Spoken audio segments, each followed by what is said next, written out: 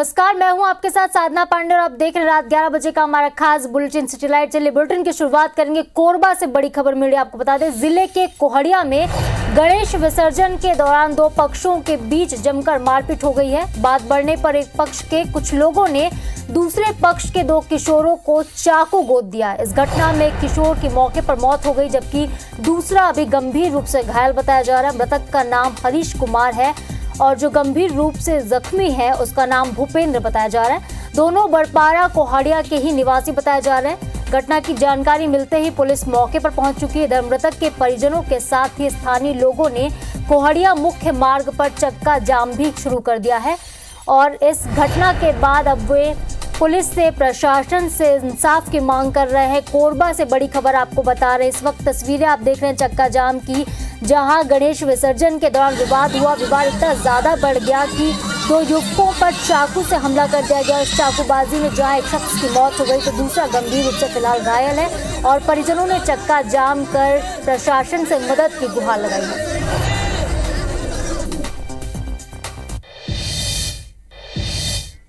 खबर महाकाल नगरी यानी कि उज्जैन से है। 12 साल की बच्ची से रेप करने वाले आरोपी ने पुलिस की गिरफ्त से भागने की कोशिश की, लेकिन पुलिस ने पीछा कर उसे आखिरकार पकड़ लिया। लेकिन गिरने से आरोपी और दो पुलिसकर्मी घायल हुए हैं।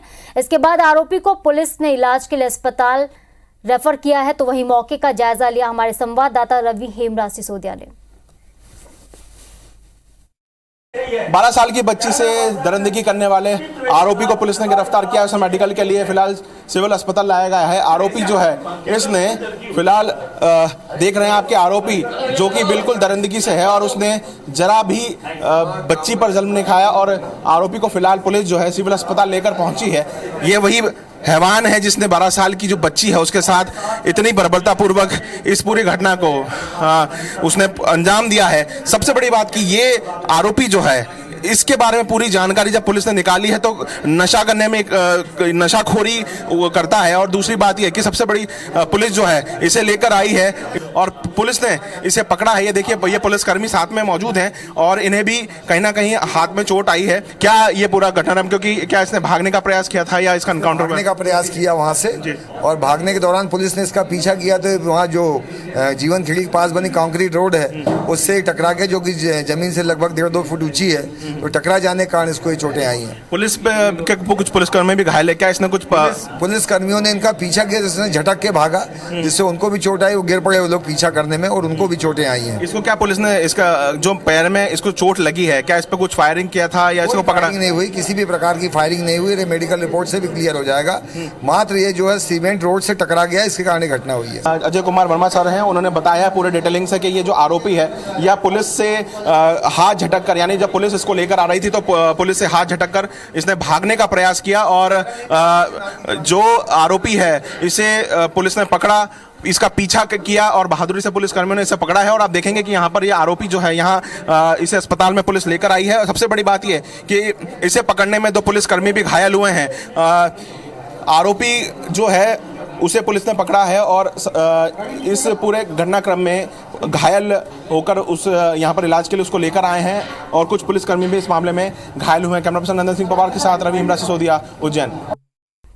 और इस बीच जांजगीर से एक बड़ी खबर मिली। इंजेक्शन लगाने के बाद महिला की मौत हो गई है। परिजनों ने डॉक्टर्स पर लापरवाही का आरोप लगाया है। सर्दी बुखार होने पर इलाज कराने के लिए महिला पहुंची थी अस्पताल, लेकिन इंजेक्शन लगाने के बाद अचानक इसकी मौत हो गई। कन्हईबंद गांव की ये महिला रहने वाली थी। नैला उप थाना क्षेत्र का ये पूरा मामला है। तो इस वक्त की बड़ी खबर जांजगीर से आपको बता रहे हैं, जहां इंजेक्शन लगाने के बाद एक महिला की मौत का आरोप परिजन लगा रहे हैं। और फिलहाल इस खबर पर पूरी ज्यादा जानकारी लेने के हमारे संवाददाता राजकुमार हमारे साथ जुड़ चुके हैं। राजकुमार, क्या है मामला और क्या आरोप परिजन हैं जो महिला के लगा रहे हैं अभी? देखिए, अभी ये बड़ी घटना है जिसमें कन्हईबंद गांव के राकेश ताम्रकार हैं, जिनकी पत्नी है किरण ताम्रकार। ये दोनों नैला आ रहे थे गणेश दर्शन के लिए और इस दौरान सर्दी बुखार की शिकायत थी, तो वो रास्ते में ही नैला में ही इलाज कराने के लिए रुके थे और तो इसमें गणेश दर्शन के पहले ही जब वहां पर झोला छाप डॉक्टर से इलाज कराया तो वहां ये परिजन का आरोप है कि वहां पर इंजेक्शन लगाने के बाद महिला किरण ताम्रकार की मौत हो गई है। और इस मामले में जब परिजन वहां घटना स्थल के बाद महिला को लेकर के जिला अस्पताल पहुंचे तो वहां पर डॉक्टर ने मृत घोषित कर दिया है। इसमें परिजन का साफ जो झोला छाप डॉक्टर है उस पर परिजन ने आरोप लगाया है लापरवाही का। फिलहाल इस मामले में अभी कल महिला के शव का पोस्टमार्टम होगा जिला अस्पताल पे, उसके बाद स्थिति स्पष्ट होगी कि आखिर इस महिला की मौत कैसे हुई है। लेकिन इस घटना के बाद परिजन सदमे में है और परिजन ने झोला छाप डॉक्टर के खिलाफ कार्रवाई की। राजकुमार, क्या अस्पताल प्रबंधन की तरफ से कोई बयान आया है? क्या इंजेक्शन को लेकर कोई बात सामने निकल कर आई है? देखिए, ये जो महिला है किरण ताम्रकार, ये झोला छाप डॉक्टर से इलाज कराने गई थी और ये नैला में है झोला छाप डॉक्टर, जैसे कि परिजन ने बताया है। अभी इस मामले में इसमें अभी तक परिजन से भी हमारी बात हुई है, उन्होंने पुलिस से शिकायत की बात कही है, लेकिन इसमें अभी झोला छाप डॉक्टर की तरफ से कोई बयान नहीं आया है। और जब पोस्टमार्टम रिपोर्ट से खुलासा होगा कल, जब डॉक्टर पोस्टमार्टम करेंगे तो उसके बाद इस पूरे मामले का खुलासा होगा। फिलहाल अभी पूरी जानकारी के लिए आपका बहुत बहुत शुक्रिया। जैसा कि आप बता रहे कि झोला छाप डॉक्टर के पास इलाज के लिए पहुंच गए थे और अब जब मौत हो गई तो परिजन लापरवाही का भी आरोप लगा रहे हैं। इसमें दोनों तरफ से ही बातें निकलकर सामने आ रही कि पहले तो परिजनों ने खुद ही रिस्क लिया इस महिला ने, और अब मौत के बाद लापरवाही का भी आरोप लगा रहे हैं। फिलहाल देखने वाली बात होगी कि एक्शन क्या लिया जाता है पूरे मामले के लिए। पूरी जानकारी आपसे आगे भी अपडेट लेंगे। फिलहाल के लिए शुक्रिया। उज्जैन में 12 साल की नाबालिग के साथ हुई दरिंदगी को लेकर कांग्रेस अब सड़क पर बीजेपी की खिलाफत करने लगी है। भोपाल में महिला कांग्रेस ने रोशनपुरा चौराहे से रैली निकाली और गृह मंत्री नरोत्तम मिश्रा के इस्तीफे की मांग की। महिला कांग्रेस की अध्यक्ष विभा पटेल ने कहा कि हर रोज 18 लड़कियों के साथ बलात्कार हो रहा है और सरकार सोई है। उधर कांग्रेस की राष्ट्रीय प्रवक्ता रागिनी नायक ने भी बीजेपी सरकार को घेरा, कहा बलात्कार के मामले में एमपी देश में नंबर 1 है। उस बेटी के शरीर से जितने खून की बूंद गिरी है उतना ही भारत मां आज रोई है। मुझे लगता है कि उस बिटिया के शरीर से जो एक एक बूंद खून की टपकी है उतने खून के आंसू भारत मां रोई है। और भारत मां के नारे लगाने से भारत मां की जय नहीं होती। मोदी जी और शिवराज सिंह जी, बच्चियों के गायब होने में मध्य प्रदेश नंबर 1 पर है और शिवराज सिंह जी आज मूक बने बैठे हैं, गूंगे बने बैठे हैं। उनसे जवाब मांगना चाहिए और उन संज्ञान लेते हुए उन्हें बर्खास्त करना चाहिए। खबर ग्वालियर से है। जनकगंज क्षेत्र में नाले में एक व्यक्ति की सिर कटी लाश मिली है, जिससे इलाके में दहशत का माहौल है। लोगों की सूचना पर पहुंची पुलिस ने धड़ को कब्जे में लेकर पोस्टमार्टम के लिए अस्पताल भिजवा दिया है। शव किसका है फिलहाल ये पता नहीं लग पाया, लेकिन आशंका जताई जा रही कि हत्या करके शव को यहां फेंका गया है। फिलहाल पुलिस पूरे मामले की जांच कर रही है। पीएम कराया गया है और पीएम रिपोर्ट अभी विस्तृत पीएम रिपोर्ट प्राप्त नहीं हुई है। डॉक्टर द्वारा प्रथम दृष्टया जो है वो मानव अंग होने के बारे में बताया गया है। इस संबंध में जो है थाने पर प्रथम मर्ग पंजीबद्ध करके जांच की जा रही है। और आज मध्य प्रदेश के दतिया से ही एक दिल दहला देने वाला वीडियो सामने आया है, जिसमें 2 बदमाश एक युवक को अर्धनग्न कर बेल्ट से और लात घूंसे से पीटते हुए नजर आ रहे हैं। वीडियो करीब 1 साल पुराना है। पुलिस के मुताबिक हर्ष यादव, सुमित यादव हत्याकांड में ये युवक गवाह था। गवाही देने पर यूपी के सिमराहा गांव के हिस्ट्री शीटर बदमाश आनंद यादव और ऋषभ दांगी ने उसे किडनैप किया और फिर दतिया और झांसी के बीच जंगलों में ले जाकर बुरी तरह से पीटा। इसके साथ ही कुत्ते की तरह भौंकने को भी कहा। वीडियो सामने आने के बाद पुलिस ने दोनों आरोपियों को हिरासत में ले लिया। पुलिस ने बताया कि फरियादी भी इनामी बदमाश है। फिलहाल पुलिस ने मामले की सूचना झांसी पुलिस को भी दे दी और आगे की जांच की जा रही है। आरोपियों की पहचान आनंद यादव निवासी ग्राम सिमरा झांसी की और दूसरा ऋषभ दांगी के रूम में हुई थी। दोनों को हिरासत में लेकर पूछताछ की गई तो उन्होंने बताया कि सुमित यादव मर्डर में गोविंद यादव के फेवर में बयान कराने के लिए उस पर दबाव बनाया गया था। जब वो तैयार नहीं हुआ तो लगभग 1 वर्ष पूर्व गोपालपुरा झांसी में उसके साथ में मारपीट की गई थी। और न केवल दतिया, मध्य प्रदेश के राजगढ़ से भी कुछ ऐसा ही वीडियो सामने आया, जहां रोड पर एक बुजुर्ग वकील और उसके बेटे की अर्धनग्न कर पिटाई कर दी गई। घटना का हैरान कर देने वाला वीडियो भी सामने आए हैं। पुलिस ने दोनों पक्षों की ओर से शिकायत दर्ज कर ली है, जिसके बाद 3 लोगों के खिलाफ मामला दर्ज किया गया है। पीड़ित बुजुर्ग वकील ने बताया कि वो अपने बेटे के साथ बाइक से नरसिंहगढ़ आ रहे थे, तभी रास्ते में 3 ग्रामीणों ने उनके साथ मारपीट की। आरोपियों ने दोनों को अर्धनग्न कर बेल्ट और जूतों से पीटा, जिसके कारण उनके शरीर पर कई गंभीर चोटें आई हैं। दोनों के साथ उनके गांव के कुछ लोगों ने मारपीट करी है। उनकी जो जमीन है उसको हड़पने की नीयत से उनको गांव के बाहर रोका, मारा पीटी करी, कपड़े उतार दिए उनके, पूरी तरह चप्पलों से मारा, बेल्टों से मारा, झाड़ियों में घसीट के ले गए। जबरदस्ती हम दोनों को पकड़ के बेटे को और मेरे को इसके मारा और ले जा रहा था कहीं की दस्तखत करना, तो तुम्हारी जमीन मेरी हो जाएगी 8 बीघा, नहीं तो जान से खत्म कर देगा। और कर भी देते, जान से ही खत्म कर देते। किसी ने सच ही कहा है, जाको राखे साइया मार सके ना कोई। एक ऐसी ही घटना आज लोरमी के लीलापुर गांव में देखने को मिली। दरअसल लीलापुर गांव में जर्जर मकान के गिरने से मलबे में 70 साल की बुजुर्ग महिला दब गई थी, जिसे 4 घंटे की कड़ी मशक्कत के बाद रेस्क्यू कर सुरक्षित बाहर निकाल लिया गया। हादसे की जानकारी लगते ही ग्रामीणों ने घटना की जानकारी पुलिस विभाग और राजस्व विभाग को भी दी, जिसके बाद मौके पर चिल्फी और डिंडौरी पुलिस भी पहुंची। ग्रामीणों की मदद से बुजुर्ग महिला का रेस्क्यू शुरू किया गया था और करीब 4 घंटे की कड़ी मशक्कत के बाद महिला को सुरक्षित बाहर निकाला गया। लगभग 10 बजे की है। 65 साल की बुजुर्ग महिला थी और तत्काल जैसे ही हमको सूचना मिली, पुलिस की पूरी टीम और विशेष करके सहयोग यहाँ के ग्रामवासियों का रहा है ना, उनके सहयोग से उनको रेस्क्यू किया गया है। और शासन की तरफ से पूरे क्षेत्र का मूल्यांकन किया जाता है, उसके हिसाब से RBC 6-4 के तहत पे सहायता राशि दी जाती है। आपको ग्वालियर में गुर्जर महाकुंभ के दौरान हुए उपद्रव का मामला तो याद ही होगा। इस मामले में अब एक बड़ा खुलासा हुआ है। मास्टरमाइंड आरोपियों को दूसरे राज्यों से फंडिंग की गई थी। पुलिस को ऐसे संकेत मिले हैं कि इस फंडिंग से भड़काऊ बयान देने वाले आरोपियों ने लग्जरी कार और कई जमीनें भी खरीदी। सूत्रों के हवाले से खबर है कि बाहरी राज्यों की फंडिंग के कारण ही दूसरे समाज के मकरंद बौद्ध और रुपेश यादव को उनके आपराधिक प्रवृत्ति के साथियों के साथ शामिल किया गया। पुलिस ने मकरंद और विशंभर सिंह कटेरिया को गिरफ्तार कर लिया है। विशंभर पर रासुका की भी कार्रवाई की गई, साथ ही अन्य आरोपियों पर भी रासुका की कार्रवाई की तैयारी है। उपद्रव करने के मामले में पुलिस की 3 टीमें पड़ताल कर रही हैं। तो वहीं भड़काऊ पोस्ट को डालने वाले विक्की गुर्जर, बोहरे मावई, कौशल मावई, अजय गुर्जर के खिलाफ भी केस दर्ज किया गया है। अगली खबर मंडला से है, जहां पुलिस ने साध्वी की हत्या का खुलासा किया। हत्या के आरोप में पुलिस ने एक साधु को गिरफ्तार किया, जबकि हत्या में शामिल साधु के साथी की तलाश की जा रही। बता दें कि 21 सितंबर को महाराजपुरा थाना क्षेत्र के घसौर जंगल में साध्वी भगवनिया बाई की लाश संदिग्ध हालत में मिली। मृतका बिलासपुर जिले के गांव की रहने वाली है। मामले में पुलिस दूसरे आरोपी की तलाश कर रही है।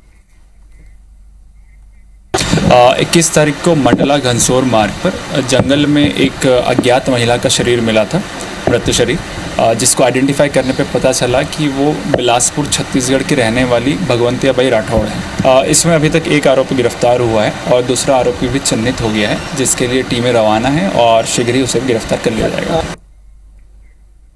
खबर ग्वालियर से है, जहां दाल बाजार में बाइक सवार बदमाशों ने एक व्यापारी की स्कूटी की डिग्गी तोड़कर 1,81,000 रुपए पार कर लिए। घटना का वीडियो भी सामने आया, जो इस वक्त आप अपनी टेलीविजन स्क्रीन पर देख रहे हैं। इसमें कुछ आरोपी नजर आ रहे हैं जो गाड़ी के पास आते हैं, डिग्गी को तोड़ते हैं और कैश लेकर फरार हो जाते हैं।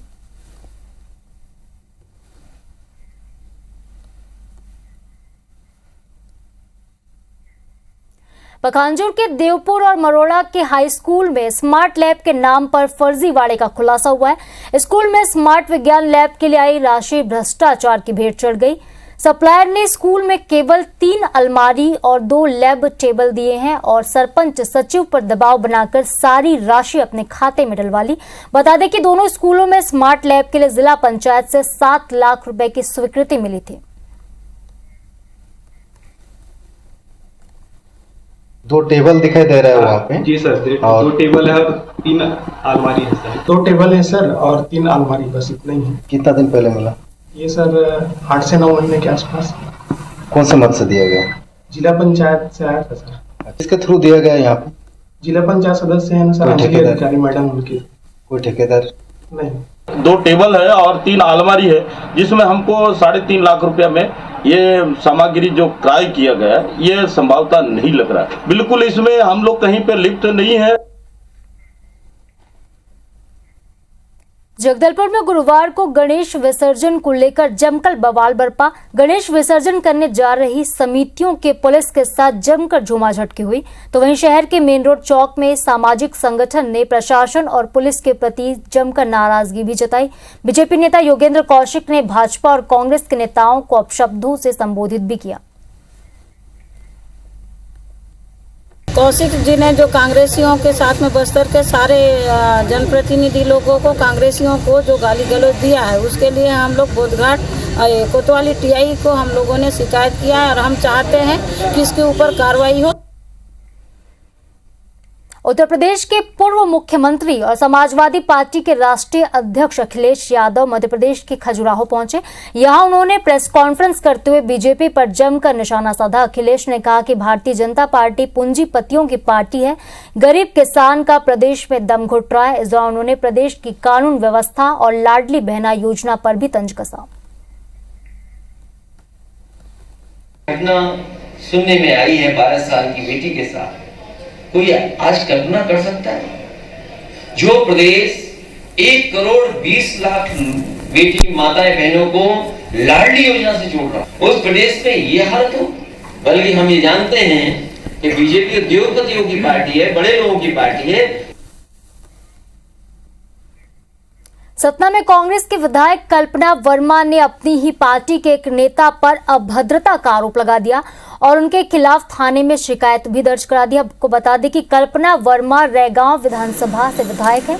रोजाना की तरह गुरुवार को भी वो क्षेत्र के दौरे पर थी। गुरुवार को उनका कार्यक्रम सिविल लाइन थाना क्षेत्र के हाथी सेक्टर में था। विधायक कल्पना वर्मा का आरोप है कि कांग्रेस नेता मनोज बागरी अपने साथियों के साथ आए और शराब पीकर उनकी गाड़ी के सामने खड़े हो गए। जब बात करने के लिए गाड़ी से वे उतरी तो उनके साथ धक्का मुक्की की गई। फिलहाल पुलिस ने केस दर्ज कर मामले की जांच शुरू कर दी है। मनोज बागरी बबलू पहले से सुयोजित तरीके से पहुंचा और जैसे ही मैं गाड़ी से नीचे उतरी वो एकदम मेरे से झपटने का प्रयास किया, मेरा हाथ पकड़ने की कोशिश करी। जब मैंने उसको दूर करा तो उसके बाद जो मेरी असिस्टेंट है ये प्रतिमा पांडे, इसको थाने में रेगांव विधानसभा की विधायक महोदया अपने कार्यकर्ताओं के साथ थाने पे आई हैं और कुछ शिकायत कर रही हैं। उनकी शिकायत दर्ज की जा रही है और शिकायत के अनुरूप जैसा मामला रहेगा मामला पंजीबद्ध किया जाएगा। मध्य प्रदेश बीजेपी में अब 4 गुट हो गए हैं। नाराज गुट, महाराज गुट, शिवराज गुट और लाइलाज गुट। चौथा गुट उन सांसदों का है जिन्हें बीजेपी ने हाल ही में विधानसभा चुनाव के टिकट दे दिए। ये कहना है कांग्रेस के राष्ट्रीय प्रवक्ता रागिनी नायक का।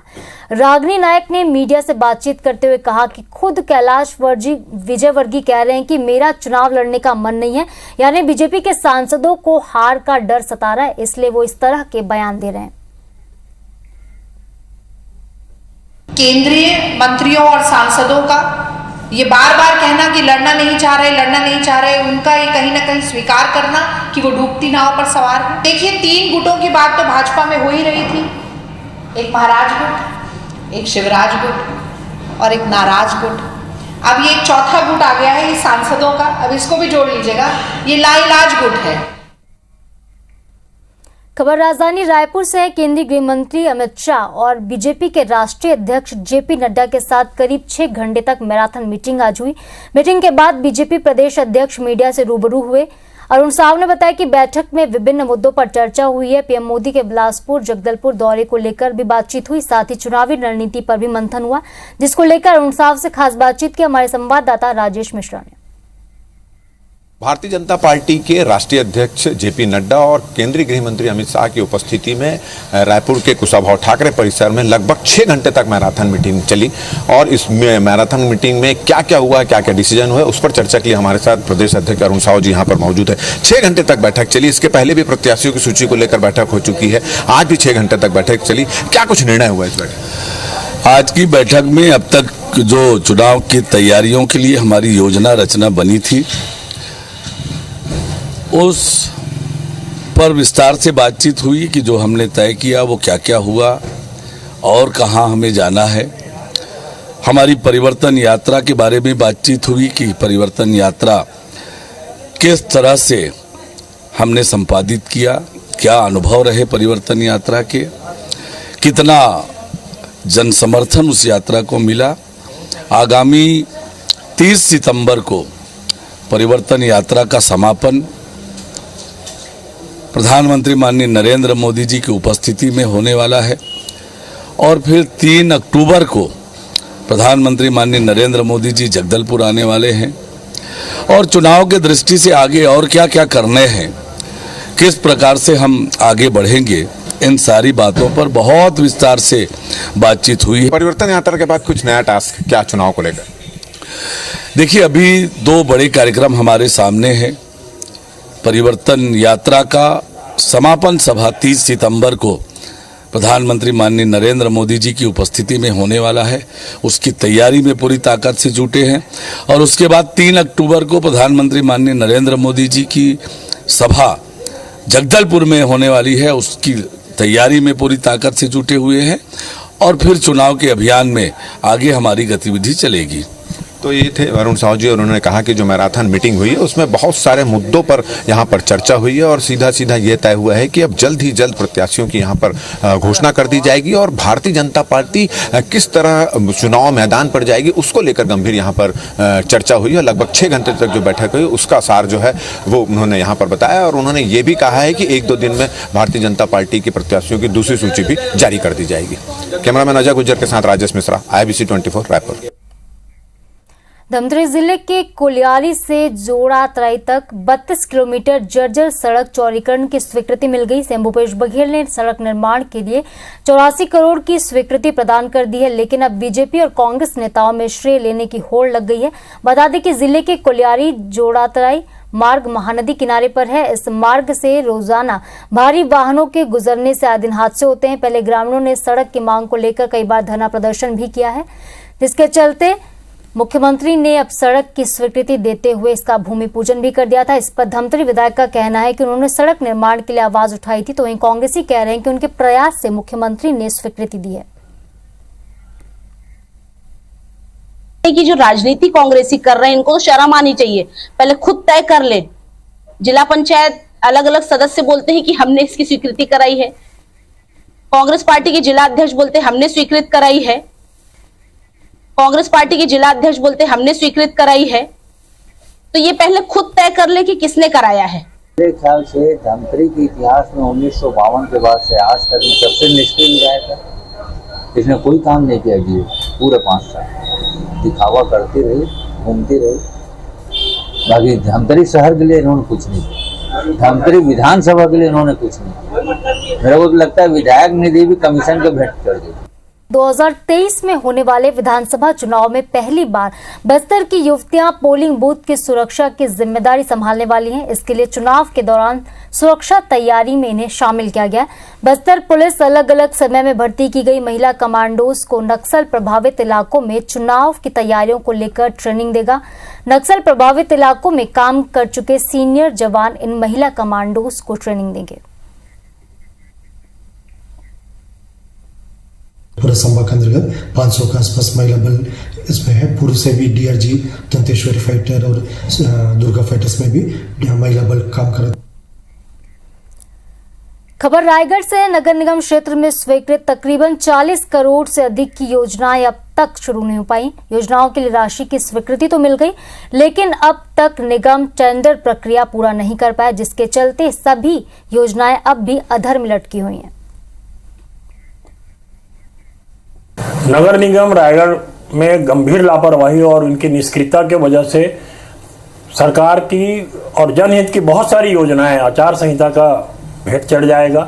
आज हम संजय कॉम्प्लेक्स का निर्माण का कार्य आदेश जारी होने के बाद भी कार्य प्रारंभ नहीं हो पाया। संजय कॉम्प्लेक्स जो है उसका निर्माण होना है और सुसज्जित होना है, वो जो नगर निगम का प्रक्रिया पूर्ण हो चुका है। टेंडर भी हो गया है, वर्क आर्डर भी हो गया है। एक उसमें प्रॉब्लम है, वो है भूमि संबंधी, वो शासन स्तर पे ये कार्य रुका हुआ है। छत्तीसगढ़ के सरकारी अस्पतालों में स्पेशलिस्ट डॉक्टरों की भारी कमी है। जिला अस्पताल सीएचसी मेकाहारा और डीकेएस जैसे सुपर स्पेशलिटी हॉस्पिटल्स में भी विशेषज्ञ डॉक्टरों की कमी देखी गई। करीब 2.5 महीने में 250 स्पेशलिस्ट डॉक्टर अपनी पोस्टिंग में के इंतजार में हैं और पीजी की पढ़ाई कर चुके करीब 250 एमडी और एमएस डॉक्टर अपनी बोर्ड पोस्टिंग का भी इंतजार कर रहे हैं।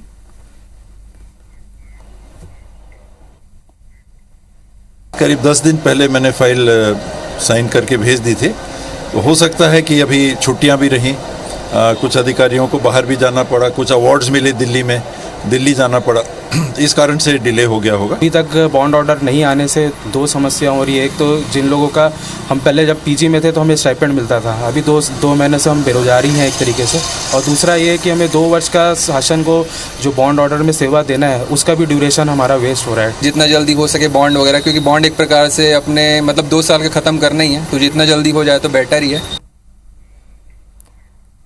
गरियाबंद के सरकारी वीर सुरेंद्र साय महाविद्यालय में बेरोजगार युवाओं के लिए वर्कशॉप का आयोजन हुआ। वर्कशॉप में कलेक्टर आकाश छिकारा ने शिरकत की और छात्रों को सेशन 4 में कम्युनिकेशन और सॉफ्ट स्किल के टिप्स भी दिए।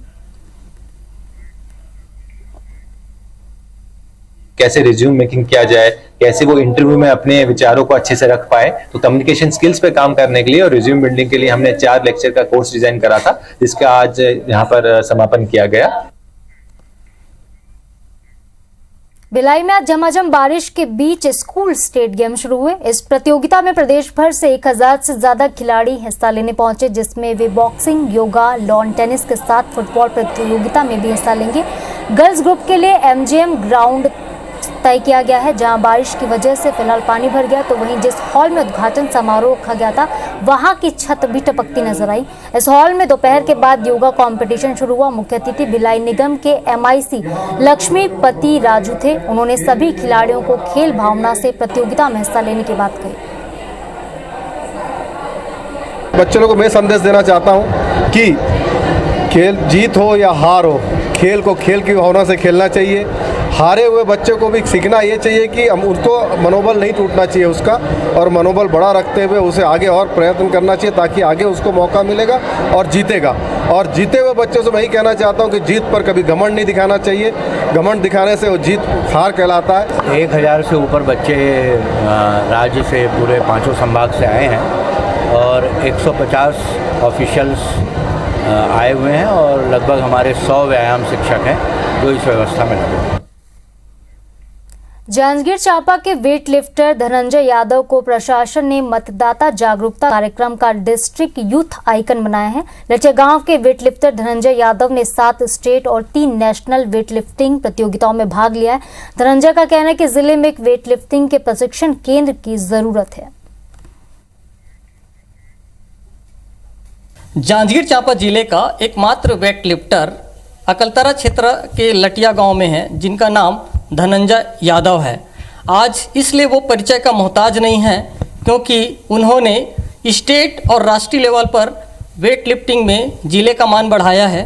यही वजह है कि जिला प्रशासन ने अभी स्वीप कार्यक्रम में मतदाता जागरूकता के लिए उन्हें अभी नियुक्त किया हुआ है यूथ डिस्ट्रिक्ट आइकॉन के रूप में। उनसे हम बात करेंगे कि ये जो एक बड़ा सम्मान है जिला प्रशासन की ओर से, किस तरह से जागरूक करने के लिए आपको जिला प्रशासन ने कहा है? लोगों को बिना स्वार्थ के क्या है मतदान करना है। जैसे कि सडनली देखते हो कि क्या कहते हैं पैसा देके और शराब ये सब देके वोट को ख़रीदा जाता है।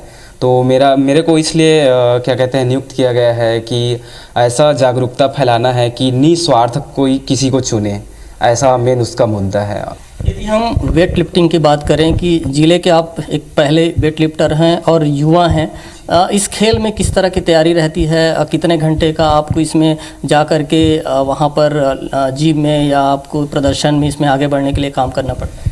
जी, मेरा डेली का दिनचर्या जो है, मैं सुबह डेली 3 बजे उठ जाता हूँ, ठीक है, और उसके बाद सीधा जिम में रोज़ जो है लगातार 3 घंटे का मेरा कसरत रहता है। अभी आपका टारगेट क्या है वेट लिफ्टिंग में? इंटरनेशनल खेलना चाहते हैं तो सरकार से किस तरह की उम्मीद है आगे के जो आपके लक्ष्य के लिए क्या करना चाहिए सरकार? जी, ये है कि थोड़ा सा मेरे को अगर जॉब वॉब दे देते कुछ, तो लोगों के आगे हाथ फैलाना ना पड़ता।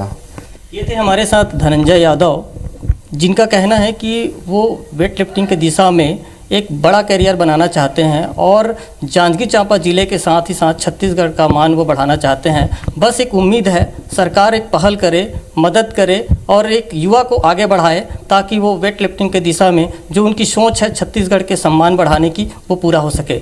राजकुमार साहू, IBC 24, जांजगीर। फिलीपींस में 1 अक्टूबर से शुरू होने जा रही मिसेस यूनिवर्स 2023 की प्रतियोगिता के लिए भारत से ग्वालियर की हेमलता जैन का चयन हुआ है। प्रतियोगिता में हेमलता जैन राष्ट्रीय पक्षी मोर का कॉस्ट्यूम पहनकर शामिल होने वाली। फिलीपींस रवाना होने से पहले हेमलता से खास बातचीत की IBC 24 ने। मिसेज यूनिवर्स 2023 के लिए फिलीपींस में एक प्रतियोगिता होने वाली है। 1 अक्टूबर से 8 अक्टूबर तक चलेगी और उसमें ग्वालियर की हेमलता जैन प्रतिनिधित्व करने जा रही हैं, इंडिया का वो भी। कैसे देखते हैं इसको आप? कितना उम्मीदें हैं जाने से पहले, क्योंकि 1 दिन का वक्त बचा है, फिर उसके बाद आप फिलीपींस निकल जाएंगे। कितनी उम्मीदों के साथ में जाने वाले हैं और क्या कहेंगे? मैं पूरी उम्मीद के साथ जा रही हूँ और मैं ही नहीं, वहाँ जितनी भी महिलाएं जा रही हैं वो पूरी उम्मीद और पूरी तैयारी के साथ जा रही हैं। अब जीतना तो एक ही को है। किस तरह से तैयारी है? कितना वक्त लगा आपको इस तैयारी में? कितनी तरह से आपको अपने आप को मेंटेन करना पड़ा इस चैलेंज के लिए, इस कंपटीशन के लिए? मैंने पिछले 7 महीने से जो तैयारियां की हैं, एक तो वेट लॉस किया है और वॉकिंग है, डाइट पे भी ध्यान दिया हुआ है। ड्रेसअप भी बहुत खास रहने वाली है क्योंकि आपने जो नेशनल थीम है यानी कि मोर पे ली हुई है, जिस तरह के जो ड्रेसअप, तो इसको ही क्यों चूज़ किया और क्या खासियत रहे? हमारे इंडिया का पक्षी है, नेशनल पक्षी है, इसलिए भी। और ड्रेसेस हमारी सारी तैयार उन्होंने की हैं, हर्ष से कलर हैं। तो 100 देशों से ज़्यादा लोग आने वाले हैं यहाँ पर, तो कितना महसूस कर रहे हैं कि आप इंडिया को लेके आएंगे? जीतना और हारना मेरे हाथ में नहीं है, बट मैं जा रही हूँ, अपने आप को रिप्रेजेंट करने के लिए जा रही हूँ और पूरी तैयारी के साथ जा रही हूँ। मैं अकेली नहीं हूँ, वो सभी तैयारी के साथ जा रहे हैं। हेमलता जी हिस्सा लेने के लिए कल निकलने वाली हैं। फिलीपींस में ये प्रतियोगिता होने वाली है। 100 देश से भी ज़्यादा जो प्रतियोगिता में पार्टिसिपेट करने वाले हैं। अब ये देखना यही है किसके हाथों में जीत का सेहरा बनता है। कैमरामैन राजकुमार कुशवाहा के साथ नासिर कौरी, IBC 24, ग्वालियर। छत्तीसगढ़ में ईद मिलादुन्नबी के मौके पर प्रदेश भर में जगह जगह जुलूस निकाले गए। मुस्लिम समुदाय ने हर्षोल्लास के साथ मोहम्मद पैगंबर का जन्मदिन मनाया। इस मौके पर राजनांदगांव में जुलूस ए मोहम्मदी भी निकाली गई, जो जामा मस्जिद पहुंची, जहां देश की खुशहाली के लिए दुआ मांगी गई। तो वहीं राजिम के फिंगेश्वर में कौमी एकता की मिसाल देखने को मिली। गरियाबंद में मस्जिद से भी जुलूस निकली, जो विभिन्न चौक चौराहों से होते हुए फिर मस्जिद वापस पहुंची।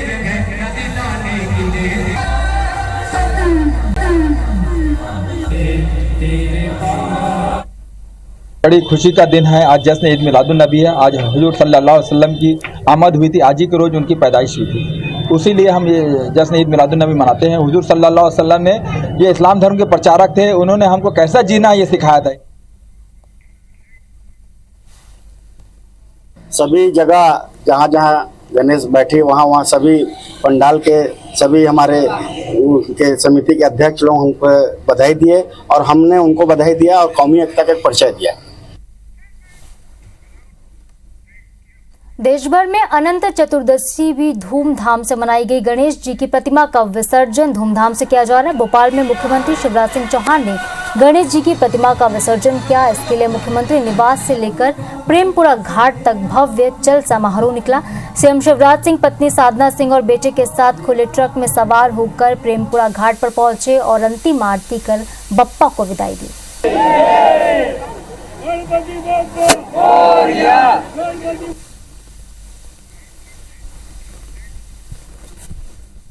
भगवान गणेश जी को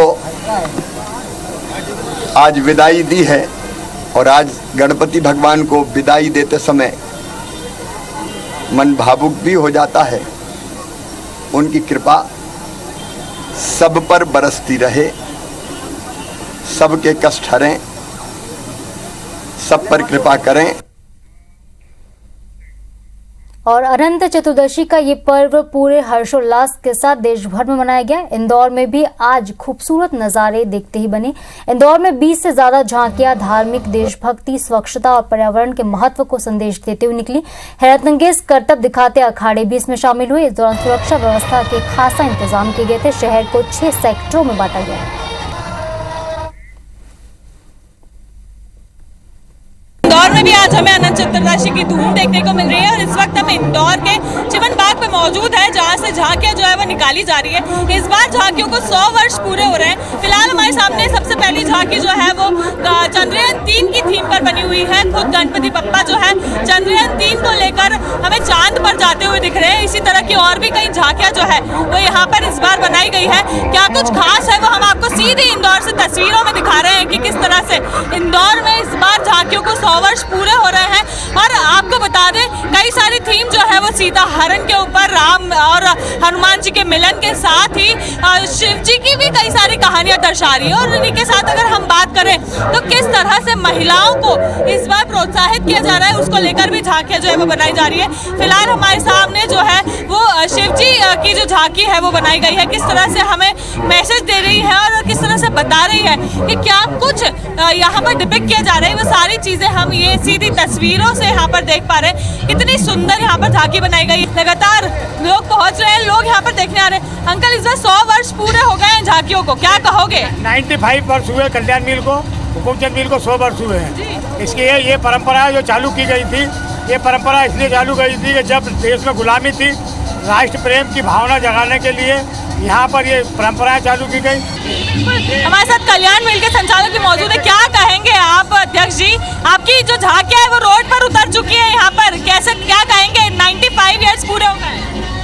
हमें बड़ी खुशी है कि हमारी जो 2 महीने की मेहनत थी वो मेहनत आज हमारे घर रंग ला रही, इसलिए हमें बहुत खुशी का एहसास हो रहा है। और पब्लिक भी इसको देख करके बड़े आश्चर्यजनक और खुश हो रही है कि हमने जो थीम बनाई है उसमें बहुत ही पब्लिक बहुत हमें कह रही है कि बहुत अच्छी झांकी बनी है। बिल्कुल, बहुत अच्छी झांकी बनी है, ये तो हम सभी देख रहे हैं। लगातार हम लोग आपको झांकियों की सीधी तस्वीर जो है वो इंदौर से आपको दिखा रहे हैं। सारी ही तस्वीर सीधी हमने इंदौर से आप तक पहुंचाई है। इस तरह से तस्वीरें आप तक पहुंचाते रहेंगे, बने रहिए हमारे साथ। कैमरा पर्सन अखिलेश जायसवाल के साथ मैं निहारिका शर्मा, IBC 24 इंदौर। और इंदौर के साथ ही भोपाल में भी बड़े ही धूमधाम से गणेश उत्सव मनाया गया और आज बप्पा के विसर्जन का सिलसिला भी शुरू हो चुका है। शहर में कई जगह नगर निगम ने कुंड बनाए हैं ताकि लोग आसानी से गणेश जी का विसर्जन कर सकें। बड़ी मूर्तियों के विसर्जन के लिए तालाब के घाटों पर क्रेन, JCB भी तैनात है। खटलापुरा विसर्जन कुंड से जायजा लिया IBC 24 के संवाददाता हरप्रीत कौर ने। राजधानी भोपाल में भी गणेश प्रतिमाओं के विसर्जन का दौर शुरू हो गया है। इस वक्त हम मौजूद हैं भोपाल के खटलापुरा तालाब पर। आप देख सकते हैं कि यहाँ पर छोटा सा विसर्जन कुंड बनाया गया है जिसमें लोग अपने घरों से लेकर जो प्रतिमाएं विसर्जन कर रहे हैं। बप्पा की विदाई का आज दिन है। नम आंखों के साथ बप्पा को लोग विदाई दे रहे हैं, इस उम्मीद के साथ कि बप्पा अगले बरस आप फिर जल्दी आइएगा। राजधानी भोपाल की बात की जाए तो 7 अलग अलग जगहों पर छोटे छोटे विसर्जन कुंड बनाए गए हैं। ये घाटों के किनारे बनाए गए हैं और इसके साथ ही 100 से ज्यादा जो कैमरे हैं उनसे लोगों पर नजर रखी जा रही है। सुबह से ही पुलिस इन घाटों पर मुस्तैद हो चुकी है। लोग बप्पा की प्रतिमाएं लेकर यहाँ पहुँच रहे हैं। ढोल ढमाकों के साथ, पाठ पूजा हवन के साथ उनको यहाँ पर विदाई दे रहे हैं। इसके साथ ही पोकलेन और बड़ी जो क्रेन मशीनें हैं वो यहाँ पर लगी हुई हैं और उन मशीनों से बड़ी प्रतिमाओं को विसर्जित किया जा रहा है। बप्पा को लोग विदाई दे रहे हैं, आंखें नम हैं, लेकिन ओठों पर ये बात है कि बप्पा आप जा रहे हैं लेकिन अगले बरस आप जल्दी आइएगा।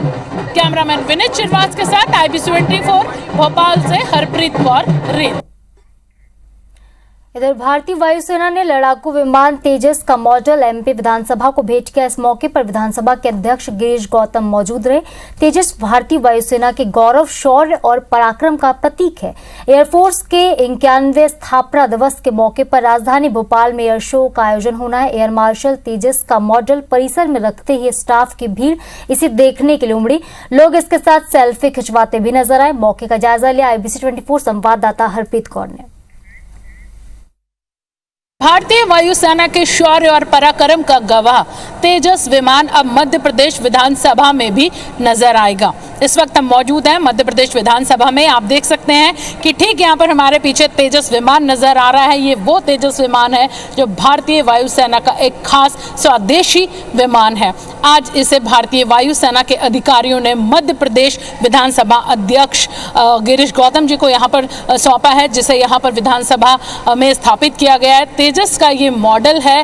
हालांकि भारतीय वायुसेना अपनी 91वीं एनिवर्सरी इस बार राजधानी भोपाल में मना रही है। 30 सितंबर को यहाँ पर एयर शो होने जा रहा है और उससे ठीक पहले ये तेजस का जो मॉडल है ये यहाँ पे इंडियन एयरफोर्स के अधिकारियों ने विधानसभा के लिए सौंपा है। इसके साथ ही यहाँ पे बताना चाहेंगे कि भारत के हल्के लड़ाकू विमान तेजस के करीब 50% जो कलपुर्जे है वो भारत में ही तैयार किए गए। इस फाइटर जेट में आधुनिक तकनीक से लैस रडार को लगाया गया है। ये विमान एक साथ 10 टारगेट को ट्रैक करने और उस पर हमला करने में सक्षम है। ये मॉडल यहाँ पे लगाया गया और इसका मकसद सिर्फ यही है कि लोग मोटिवेट हों और वो देखें कि किस तरह भारतीय वायुसेना के शौर्य और पराक्रम का गवाह ये तेजस दुश्मनों के दांत खट्टे करने के लिए काफ़ी है। लोग यहाँ पर पहुँच रहे हैं उसे लगातार देखने के लिए।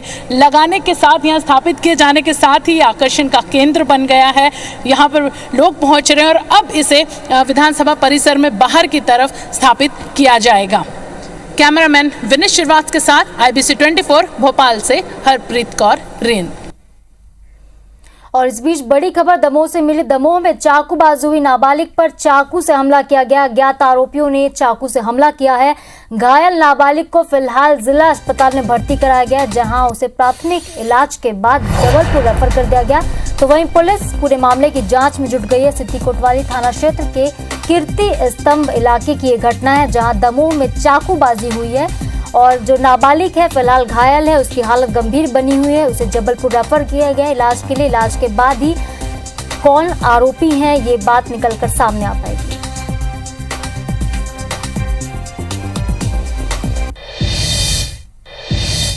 खबर रायपुर से। रायपुर के धरसीवा थाना क्षेत्र में एक नाबालिग आरोपी ने 6 साल की मासूम के साथ रेप की वारदात को अंजाम दिया। पुलिस ने बताया कि घटना की जानकारी 2 बजे पहले मिल चुकी थी। पिता काम करने रायपुर गए थे। इस बीच बच्ची को अस्पताल नहीं ले जाया गया था। सूचना मिलने पर पिता 3:30 बजे मोटरसाइकिल से ही बच्ची को स्वास्थ्य केंद्र लेकर पहुंचे, जिसके बाद पुलिस ने पूछताछ के लिए पिता को शाम 8:30 बजे तक थाने में बिठाए रखा और बच्ची का इलाज नहीं हो पाया। ग्रामीणों के हस्तक्षेप के बाद पिता अस्पताल भी पहुंच पाए। इस दौरान बच्ची की हालत बिगड़ गई थी। लगभग 9 बजे तक स्वास्थ्य केंद्र और पुलिस एम्बुलेंस की व्यवस्था नहीं कर पाई, जिसके बाद पुलिस के पेट्रोलिंग वाहन में बच्ची को इलाज के लिए रायपुर के सरकारी अस्पताल तक पहुंचाया गया और उसका इलाज शुरू हुआ। पुलिस ने आरोपी को गिरफ्तार कर लिया है और उसकी सही उम्र का पता फिलहाल लगाया जाए। लेकिन एक सनसनीखेज और दिल दहला देने वाली वारदात, जहां एक नाबालिग ने 5 से 6 साल की मासूम के साथ दरिंदगी की है।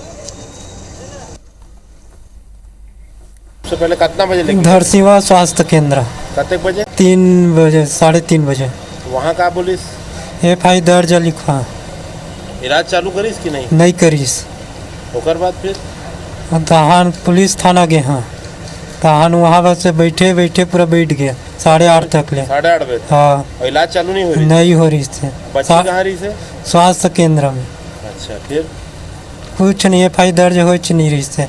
8:40 में हुई से 3 बजे से 8:30 बजे तक FIR दर्ज हो नहीं रही से और उतने दूर तक लड़का हॉस्पिटल में ही रही। सोकर कोई 1 रुपये के इलाज नहीं धरसीवा हॉस्पिटल में। और अभी पुलिस के गाड़ी में एम्बुलेंस के भी सुविधा मिली। पुलिस के गाड़ी में लेके अभी मेकाहारा रिफर करे है और लड़का की स्थिति बहुत ही दयनीय है। और इसके साथ इस बुलेटिन में इतना ही। ज्यादा जानकारी के लिए और तमाम खबरों के अपडेट के लिए आप देखते रहे IBC 24। शुभ रात्रि।